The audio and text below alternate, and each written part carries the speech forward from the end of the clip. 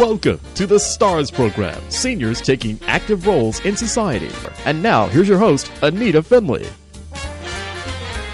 This is a very, very important interview. You know, we interview people from all over the country, and a lot of people are medical, and we do have entertainers, but I think this is going to be one of the best interviews and one of the most important for those people who are here in South Florida and are over the age of 50. Guess who we have on the radio show? It's Kathy Lennon. Yes, one of the sisters of the Lennon Sisters. So, hi, Kathy. Well, hello. It's nice to be talking with you. Well, you are, you are icons, actually, of those times when we didn't have the internet. We didn't have anything like that. We waited for that television show to come on. Well, that is so true. You know, it's interesting. We hear that so often. It was a simpler time. It was a time when families could sit around the television and everybody watched the same show and not be embarrassed, or there was, the commercials weren't embarrassing. All ages could watch. There was always dancing and music, and we hear so often, because with our shows, which we will do also in Florida, after the shows we go out in the lobby and we meet with people and we take pictures and sign autographs and visit with them, because they have so many stories. We even say that so many people come up and say, "Oh, you reminded me so much of my daughters," but most of the people, we grew up together, like with you. We grew up together. And then we always say that your grandmother made you watch us every Saturday night, no matter what. And we hear those stories. They come to us and at the table afterwards, and they say, "Oh, you know, my mom would set my hair for church the next day," or we always, it would be connected with food. We always had hot dogs and hot chocolate. Or that was the night that, and they all have a story of being able to sit with their parents or their grandparents and watch the show. And it's very honoring. Well, let me just move all the way back and tell me, when you were little girls, how did you all get involved in being, I guess there were 4 of you singing, is that, or were there 5? Right, there were 4. There were 4 Lennon sisters. We're the 4 oldest of 11 children. Oh, my heavens. Yes, and 4 girls. And we always sang around the house. Our dad was a singer, and he sang with his brothers, called, strangely enough, the Lennon Brothers. And they and they sang in the 40s and 50s, and they did kind of like Manhattan Transfer, that kind of sound. They had a wonderful sound. And Daddy and his brothers sang, and they used to come and rehearse at our house when we were very little girls. And they'd leave, and we'd know their arrangements too, because we just heard them. We all sing by ear. None of us read music. We haven't read music ever. So it's just something in us. And then we sang in our church choir. Our church put on a musical, and everybody in the church performed. And we were the little Lennon girls and tiny little girls. Our dad and his brothers sang, and there was somebody at the time, our dad was a milkman for Edgemar Farms in Venice, California. Wow. And Dad's boss was in the audience, and he heard us sing, the 4 little girls, and he said, "You know, I'm the president of the Lions Club. Could the girls come and sing for us? We'll pay them like $10. And at the time, there were 8 children. Our mom and our dad and our grandmother in a 2-bedroom, 1-bath house. And Daddy had talked about wanting to build a dormitory onto the house, so there was like a bed and a dresser and a bed and a dresser, and he had all the plans. So when the boss said, you know, would they like to come sing, and we could pay you $10, Dad said, well, if we could have a couple of these girls, maybe we could build a dormitory. So we decided to do that. Well, what was interesting, at the time, our sister Diane was, or we call her Dee Dee, was 15 years old. She was the oldest. She was 15, and she went to school with Lawrence Welk Jr. at St. Monica's High School. And they were both 15 years old. He asked her to a Halloween party, and she said, "I can't go. I have to sing." And he said, "I'll come pick you up." And so Larry came to this Lions Club where we were performing, and he said to Dee Dee, he said, "I didn't know you sang with your sisters. I'm going to tell my dad about you. He's had this television show on ABC, and I'm going to tell him about you. He's always looking for talent." Well, he was 15 years old, so we didn't hear from Larry for about a month. And then he called one day, Larry Welk Jr., and he said, my dad's homesick with a cold, can't get out of the house. Quick, get your sisters, Dee Dee, and come over and sing.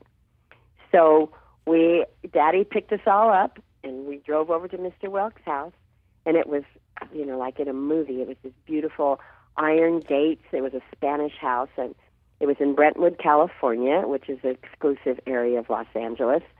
And we go into the house, and indeed he had been sick. He came out. He was in a beautiful maroon smoking jacket, satin jacket, and velvet slippers. You remember that to this day, don't you? Oh, God, it is. It was just like a movie. And he came out, and he sat down, and he looked at us, and he said, my son has told me all about you. Now sing. And that was like, don't be nervous. Just sing, right? Let's get to the point, right? So I walked over, and I was 11, and Janet was 9, and so we were all pretty. I was 12. Excuse me, I just turned 12, and Janet was 9, and we were all pretty young. I went over to the piano and hit the C note, and we sang what had been a popular song by the Maguire sisters called He, H-E, and we sang the song, and he said, will you sing for my musical director? He picked up the phone, we sang for him, and he said, will you be on my Christmas show? And that was Christmas Eve, 1955. So what that means is we are celebrating this Christmas Eve our 60th anniversary. I have goosebumps through this whole story. I wish you were here with me because, it's wonderful, and you're coming in clear and all, but I was just so excited. Everything you said, I was saying, so now they have to sing for the musical director, and it was on the phone, right? Oh, yes, it was on the phone. And so we just thought, okay. And it's really, what's interesting, it's the only audition we ever had in our entire life. That was it. And we were on for every Saturday night after that for 13 years. And were you the youngest group on that he ever had? Oh, yes, they were all adults. It was all the band, the orchestra, they had the champagne lady, and they had one tenor singer. That was it. And then it was the 4 little girls. And may I ask and what we you were were on paid? That for and what were you pardon? paid? What were you paid as 4 little girls? He paid scale. Whatever your union said you were worth, we made $65 a week for 10 years. That was a lot. At that time, $65 was a lot, but for 10 years, it stayed the same. Oh. And, and that was, it was a wonderful showcase for us because then we would go and do the Perry Como show, the Andy Williams, George Burns, Jack Benny, whoever had because variety shows were so big at that time. Everybody had these wonderful variety shows. And so we were guest stars on all of them. Ed Sullivan we did, I think, 5 or 6 times. And so it was really also a showcase for us. And then from there... I was going to say, wait, before you go there, I just have a few questions. So did you all get married and have children? Oh, yeah. And that's what people saw. They saw Janet from being 9 years old to being married and having babies. It was just like, that's why people think of us as part of their life. It's amazing when they come and talk with us, that I identified with you, or I'm 2 years younger than you, Janet, and my mom named me Janet. And, it's little stories like that. It's like, I had your paper dolls, and I played with your paper dolls. And people come up, and they get so emotional. They have tears in their eyes talking about the memories that it brings to them. And so we have such a loyal fan base, too. We have a huge fan club still, and they are so loyal everywhere we go. And it's always still surprising for us. We're here in Branson. This is our 22nd Christmas season here in Branson, Missouri. And we're performing with the Osmond Brothers at the Andy Williams Moon River Theater. Wow. Well, the Osmond, here, so you really... it's the family. That's what's making this so special, that you've stayed as a family. And we're very lucky here in Boca Raton because you are going to be coming here to sing at the Wick Theater. That's like, how did they get you? Oh, how sweet. Well, we've heard all about the Wick Theater, how beautiful it is, and we're so looking forward to it. Plus, it's going to be New Year's Eve. So it's going to be kind of a special time. We have 5 shows there, and usually concerts we go in and there's one concert and then we go to the next date. So we're glad we're going to be in one place at one time and do 5 shows. Well, Marilyn Wick is quite an entrepreneur. She's the most wonderful woman, and I know that when she sees talent, that she was so excited. She told me the other day that's how this all happened.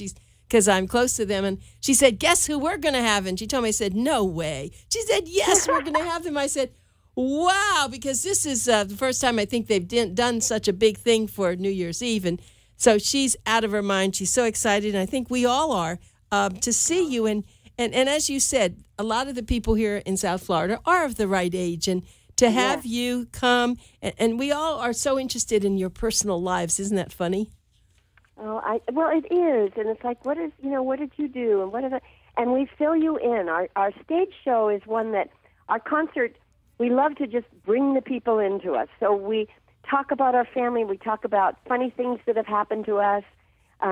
Good stories. We talk about Mr. Welk. We have wonderful videos that bring back so many memories, and then we sing through the videos, and we talk about our family, and we show pictures of our family, and sing about that, love in a home, and so it's. I think it's such a variety, and that's what I think people sometimes are surprised. So there's some that still think you play with an accordion and dance.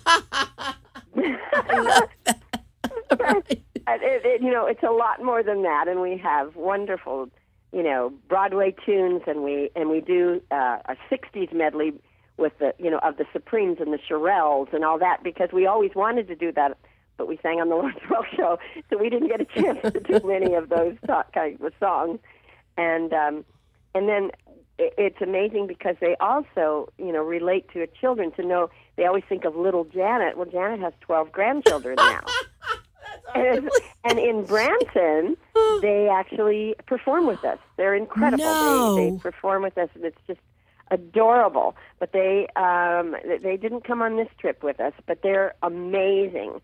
And it's gone on and on and on. And we talk about that. We have one of the biggest sellers, and I think I mentioned this to you before, one of the biggest sellers we ever had were our paper dolls, and we have reproduced our paper dolls.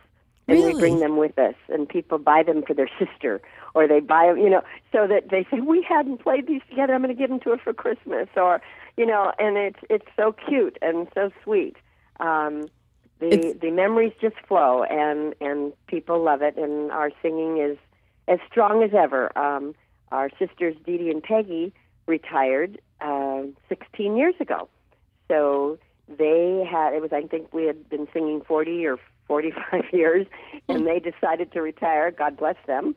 And then our younger sister, Mimi, who had filled in every time the girls had babies. She would come and sing at Caesar's Palace or Lake Tahoe or wherever we were. Say, "Come on, Mimi." We'd pull her up from the bullpen, and she would sing with us. Well, then when they retired, they asked her, and she came, and she's been singing with us now. This is her 17th year with Janet and me. Well, I just have to ask. I have so many questions to ask you. I know this interview is 30 minutes. It's very long, but yet I'll never get all my questions. So I'm sorry. Yeah, and I'm a talker. So no, I love you. That's what I'm so happy. Your voice is so strong. Have you done things, but all of you, to keep your voice the way it is? Yeah, probably sing every day. That's, because this is we do 6 weeks here every day. We do an evening show every night. And so we're finishing up our 6th week here. So it's like working out a muscle, your throat is a muscle, and you just keep on going. What's your favorite song? Maybe all of you have a different one, but what is your favorite song? Well, when it was the 4 of us singing, before Dee Dee and Peggy retired, there was a song called Sophisticated Lady. Oh, I know that. Sophisticated Lady, I know. It's just a beautiful, beautiful song. That's my favorite that the 4 of us did. And then I think my favorite that the 3 of us are now doing for all these years is we tribute Andy Williams. And we do a couple of his songs, and we end with Love Story. Where do I begin to tell the story of how great? And we'll be singing that. And I think that's one of my favorites that we do. It's very strong. It was a we great also movie. do a tribute to Rosemary Clooney. And we sing, Sisters, Sisters, there were never such devoted sisters. And people love that, and that's fun, too. That's fun to do. Well, let me ask you about your parents. Are they still around? No, I don't know if you got a chance. and people can, read our bio. It's on our website or whatever. But sadly, our father was killed by a fan who was deranged and had been in an institution, and he escaped. And he thought our dad was keeping him from marrying any of us, especially my sister Peggy. No. And he found my dad. Dad was a teaching pro, golf pro, and he shot and killed him. And that was Mom still at home with 7 children under 18.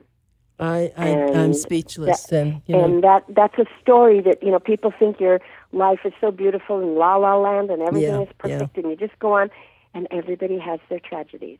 Everybody has life experiences. And it's like a movie we saw once now as we look back and think about it, and we miss Daddy so much, and it was Andy Williams who talked us into going back on stage. We weren't going to ever go on stage again. We weren't going to perform anymore. At the time this happened, we were doing our own television show with Jimmy Durante, and we had a break. We had a 2-week break, and 2 days after we had made the break, our dad was killed, and then we had to go back into taping our shows. And we had like Perry Como and Jack Benny and Jimmy Durante, and everybody was coming to our shows and performing, and everyone was knew Daddy.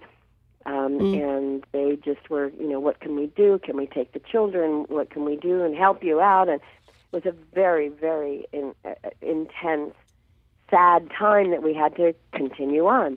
And the person who was the strongest was our mom. Our mom was a rock. She just had unbelievable, the faith of Job, this woman, and she lived it. She didn't just speak it, she lived it. And she was our strength. And we went on with the show. Daddy had wanted you to, and then we decided we didn't want to go on the road and travel anymore, and it was Andy Williams who said, "You girls have so much talent. I will protect you. Come to Caesar's Palace with me in Las Vegas. Let's do some shows together." And he got us back into performing. And here we are now, many, many years later, at the Andy Williams Moon River Theater, carrying on his legacy of his Christmas show. So what a story that is now. Yeah, I've read your biography. I have it, but I didn't see that other part. And it's interesting today. We think that there's just crime, so much more crime today, but it's because everything's in your face, not like That's what right. happened with you, That's because right. I never heard that story. And well, it was the time where all the Manson murders happened, the exact week. So they thought it was part of that for a while.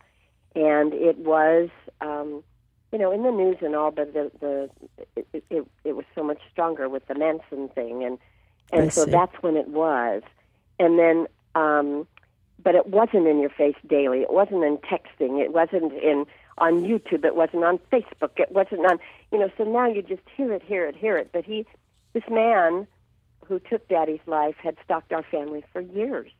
And we were afraid of him, but then they thought he was in an institution. You know what? It just, you hear it was just John Lennon's the anniversary of his death, and it was, it brought it all back to us again. That how he was, how he died, and a stalker, and the whole situation. And his name was Lennon, and it's like, whoa! It brings up all these feelings. Yeah, but our mom, you asked about our mom. Our mom Yes. died about 6 years ago. But what an incredible woman! She was 86. She lived a great life. She was just the best. She was strong and fun and wonderful, and God blessed us with letting us keep her for so long. And she had her children and her grandchildren and her great-grandchildren all around her. So we were blessed to have such incredible parents, just such incredible parents. And we wouldn't trade our childhood for anything. Even though we were working, we couldn't wait to get off that stage and get home. That's all that mattered. Let's get home, be with the little kids, and be with Mom and Dad. And I think the Lawrence Welk organization was that way, too. They really took care of us. It really was that family thing where we never thought of ourselves as any stars at all. Performing and who we were did not identify, was not the identity of whom we were. We were still the Lennon kids from around the corner in Venice, California. I want to ask, I just wanted to ask a little bit about Lawrence Welk since you brought him up. Tell us about him, and how did he get started doing this? Well, he was from Strasburg, North Dakota, and he didn't want to work on the farm with his dad. It was a German, I'll say Lorraine community, German community, so he had this strong, strong accent. He didn't want to work on the farm, and he wanted music, so he had this accordion that his grandfather had, and he kind of was playing around, and he told his dad, I don't want to work on the farm, I want to play music. He said, well, if you can make money playing music, then go ahead and try. I'm going to give you a year. If not, you're back on the farm. And he started a little band, and he went out and went on and on and on, and then he went on to, a local television show, and then he had his national television show. And he's still on today. It's the longest-running television show ever. It's never been off screen, so it's on PBS. And he was a strong taskmaster. It was, and all of us that have performed on the show say the same thing. It was like going to the same school. We had such a teaching. I mean, because for 10 years, our show went live to New York. So we were on at 6 o'clock in Los Angeles. It went live to New York at 9 for 10 years. We didn't stop and tape. So you had to know your business. You had to know where you stood, what you sang. There were no cue cards or, now it's teleprompters. They didn't have anything like that. So it was a beautiful schooling. It taught us such professionalism to be on time, know your part, and he was tough, but he was like a tough grandfather. You were scared of him and you loved him. And that's how we were with Mr. Welk. I remember the bubbles. Yeah? Oh, yeah, they always had the bubbles, of course. And it was because of the champagne music. Right. That's what they were called, right. Lawrence Welk and his champagne sparkling music, and so they had the bubbles. Well, I want everyone to know now, you can really see the Lennon Sisters. You're going to be able to see 3 of them, correct? That's right. Right, 3 of them, and you're going to be able to see them at the Welk Theater for New Year's Eve and other shows here. It's not just New Year's Eve. You're going to be performing. It's 2 shows on New Year's Eve. Okay. 1 show on January 1st, right. New Year's Day, and 2 shows on January 2nd. You don't want to miss Theater, this. They can tell you the times. Right. You have to call the Welk Theater. You have to go there, go online. You don't want to miss this. This is going to be the best New Year's Eve and those days, New Year's Day, that you're ever going to have. I mean, this is so special. And, you have such a wonderful, peppy enthusiasm. It's just beautiful to talk to you. Well, thank you. And that's what our show is. It's a lot of energy and fun and memories and videos and a lot of singing and participation in, bringing the people into what our lives are. And it's our 60th anniversary. I mean, that's, I don't know how much longer we can do that. I just get the hook. I don't know. I keep waiting for that gold watch. I don't get that gold watch that people get after 25 years. No, I guess it's such a nice thing to see the family, how you've all been together, how you've been a part of all of the lives, and you don't even know the lives you've been a part of. People watch television, you don't have any idea who's sitting there and what they're saying, what they're thinking, all these years. But you really have created something that they've passed down, as you said, to their kids. And we had a younger person here before this interview, and I said, you probably don't even know about the Lennon Sisters. She said, well, I never saw them, but my grandmother did. I said, okay. That's right, and it's true.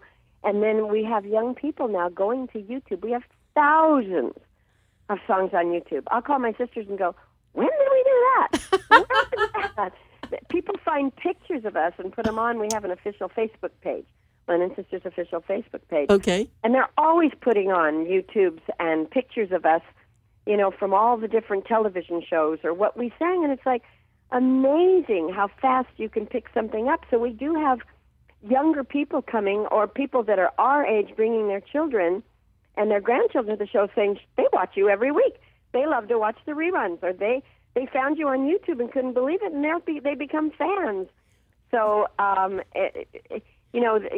social media is amazing. That's all I can say. Yeah. So often I don't understand it, and it's like, because the kids will come up to me and they'll go, well, aren't you going to, tweet that? And I go, I don't have a Twitter account. I don't know what it is. Here, you do it, and I'll hand it to them. Good. You put something on. I don't know what to say. Well, are you the most famous singing sisters, you think? I mean, I know we had the McGuire sisters, but they didn't last like you did. That's right. Well, so are you it? What's interesting is we are still the number one name when they play Family Feud, let's say, and they'll say, singing sisters, most famous singing sisters, and we'll be the number one answer. Yep. Yeah, and it's amazing to me. And then we have also, we knew we made it. Like all these fun things. We are a star on the Walk of Fame. We're in the Vocal Group Hall of Fame. We've sung for 7 presidents. But what excited us most is we're in Trivial Pursuit. Oh, no. In the Trivial Pursuit game, we're an answer. So we thought, I guess we maybe made it. Isn't that funny? It is funny. But singing for the presidents actually in the White House? Yes, we've done 7 presidents. Just very special. We've met them at different places. White House was actually Eisenhower when we were children. Then we went on to Kennedy and Johnson and Nixon and Ford and Carter, and so we've just through the years. And you have autographed pictures of them, or they probably have autographed pictures of you. We have wonderful pictures with them. In fact, John Kennedy, he's the one that seeked us out because he just loved us and watched us every week. And he knew about our family. He says, "Oh, we're from a big Irish Catholic family too, and I wanted to meet you girls." And it was just, we were just like in la la land because we were just like totally in love with them. Of course. We were teenagers and looking at this incredible man, and he loved us. It was like, are you kidding me? So that was pretty special. Have you written a book yet? That's the big thing. Yes. You have. And we bring it with us to the show. We have an autobiography, and it's called Same Song, Separate Voices, because we all write it. Same and song. So it would be like it's like we did the Mickey Mouse Club, and Janet and I were so excited, being 9 and 12 years old, but Dee Dee had to, dance around a toadstool and tell her friends in high school when she was 16 that she was on the Mickey Mouse Club. So, it's same song, but it's separate voices. What it was for Dee Dee, different from what it was from Janet. Well, Kathy, we've run out of time, but I would like to have the privilege of, after you do all this in Boca Raton, maybe calling you again, and let's have like what you did after that, okay? So just know that I will get you a YouTube. Here we go. You'll get a YouTube of this also, but you are sparkling and terrific. I can't wait to see you at the Wick Theater. Well, we'll look forward to seeing you too, and all the people out there, all your fans, come on and see us, and we can't wait to meet you after the show. You're wonderful. Do that. Thank you so much, God Kathy. Bless you. Thank you. All right, bye. Bye-bye.